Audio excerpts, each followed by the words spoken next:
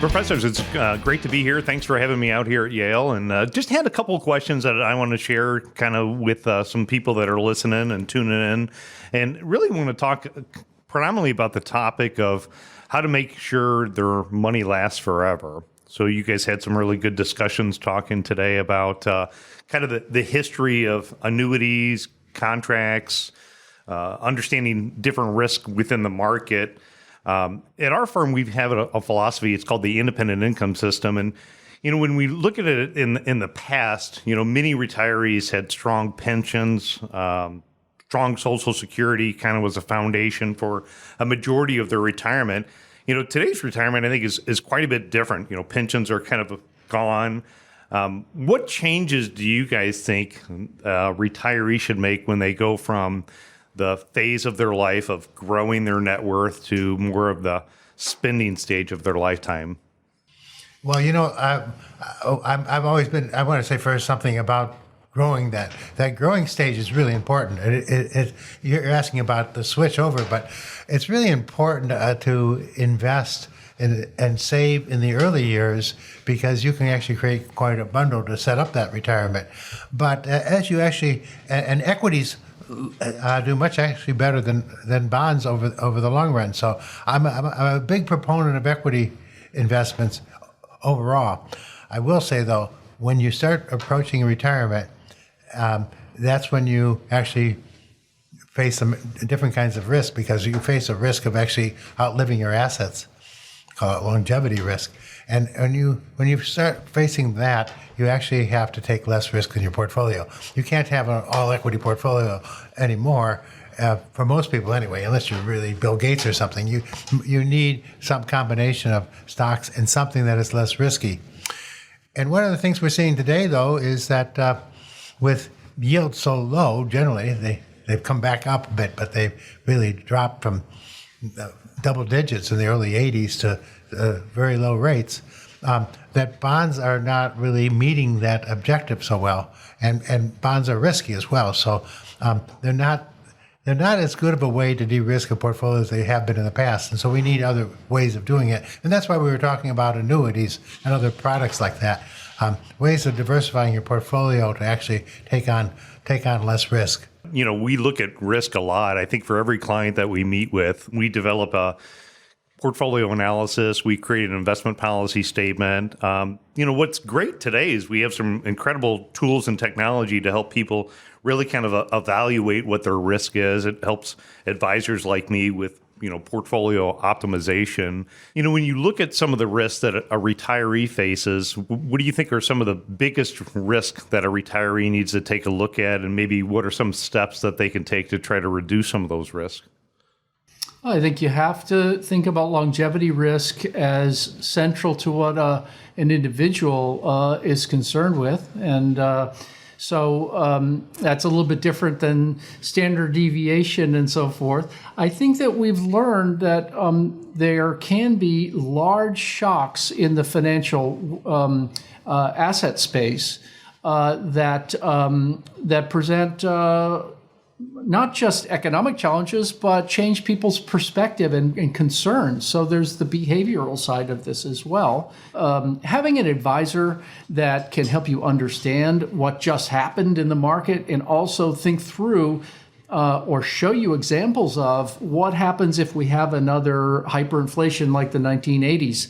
What would your portfolio do? That is really helpful. So the conversations that you've described with clients, I think are important because most people are not tuned in. Most people are not finance professors that can talk about equity premiums and so forth. Most people are just trying to understand in practical terms, how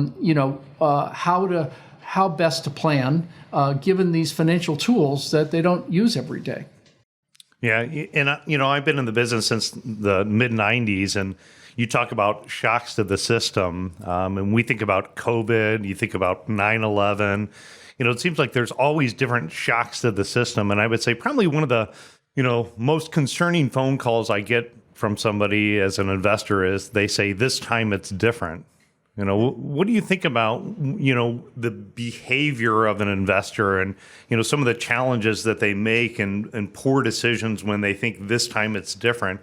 How can an investor kind of change their behavioral pattern to make smarter investment decisions, to not get caught up in the herd mentality of what's happening out there and, get out of the market after something bad happens, or try to chase the hottest investments that are out there?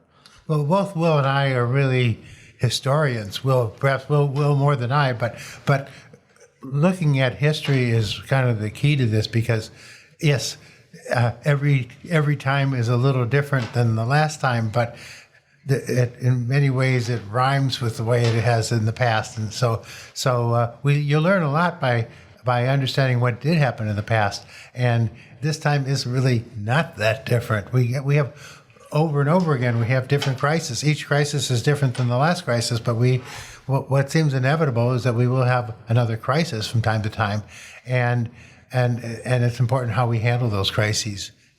I mean, one way people often overreact when the crisis occurs, but underreact before don't prepare for the crisis, but then overreact to the crisis. That's sort of the wrong way to do it, because after the crisis is not the time to sell everything, for example. Yeah, the number of times that people look at the market going down and say, "Oh, this is just like 1929," or "This is not just like 1987." That kind of focus on one or two episodes in history is not healthy, because I'll give you an example. One of the things that I did in a research paper is I looked at every case where the market, all the markets in the world that I could get data for, back to the beginning of all those markets. I'm talking about the stock markets. I looked at every case where the stock market doubled in 1 year in real terms. And it happened, it wasn't frequent, but it happened a lot when you have the whole market histories. And then I said, okay, what are the chances that it's going to give back all of that or double again? And most people would say, oh, well, what goes up must come down. Oh, this is going to lead to a crash if it's gone up that much. Not so. It was just as likely to double again as it was to go give up all of that returns. And over the next 5 years, it was much more likely to be higher than it was to be lower. In other words, using history by taking the full account of the statistical information that you can get now is very comforting, because let's say that the 21st century is just like the 20th century. We have 2 world wars. We have all sorts of terrible shocks and what have you. The whole world divides into 2 different political systems, which is what happened. Well, guess what? An investment over the last 100 years in not just the U.S. stock market, but a global stock market, it generated real returns for people. So, that should be some comfort to not panic when we have really big shocks, because a diversified portfolio with a heavy dose of equities has been pretty robust. Incredible. Professors, I really appreciate your time and sharing some great ideas and helping people try to figure out ways to make sure that their money lasts forever. So thank you so much. Great to be here. Yes.